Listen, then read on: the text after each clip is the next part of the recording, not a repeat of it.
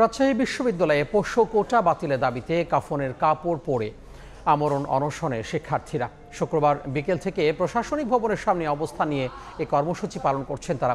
এর মধ্যে বেশ কয়েকজন শিক্ষার্থী অসুস্থ হয়ে পড়ায় হাসপাতাল নিয়ে যাওয়া হয়েছে। অনশনরত শিক্ষার্থীরা বলেন, যে কোটার বিরুদ্ধে আন্দোলন করতে হয়ে এত রক্ত দিতে হয়েছে, সেই কোটা এই বিশ্ববিদ্যালয়ে থাকতে পারে না। দাবি আদায় না হওয়া পর্যন্ত অনশন চালিয়ে যাবার ঘোষণা তাদের। ভর্তি পরীক্ষায় বৈষম্যের কারণে যোগ্য শিক্ষার্থীরা বঞ্চিত হচ্ছেন বলেও অভিযোগ করেন আন্দোলনরতরা। এর আগে গত 18 সেপ্টেম্বর ভর্তি কমিটির সভায় শিক্ষক, কর্মকর্তা ও কর্মচারীদের সন্তানদের শর্ত সাপেক্ষে পোষ্য কোটায় ভর্তির সিদ্ধান্ত নেয় বিশ্ববিদ্যালয় প্রশাসন।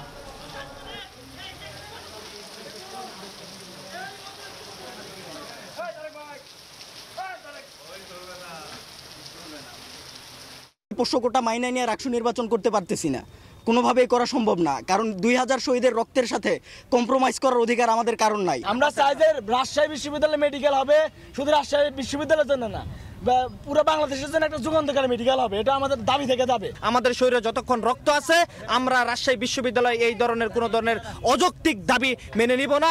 কমিটি যে সিদ্ধান্ত দিয়েছে, এর সাথে যদি আদালতের রায়ের যদি কোনো রকমের ব্যত্যয় ঘটে বা কোনো পরিবর্তন আসে বা যদি মিলে যায়, সেক্ষেত্রে আদালতের রায় অনুযায়ী পরবর্তী পদক্ষেপ নেওয়া হবে। এবং সে পর্যন্ত এদের কর্মসূচিকে আমরা বলেছি যে, যেহেতু রাজশাহী নির্বাচন সামনে, তোমরা সে পর্যন্ত স্থগিত রাখো।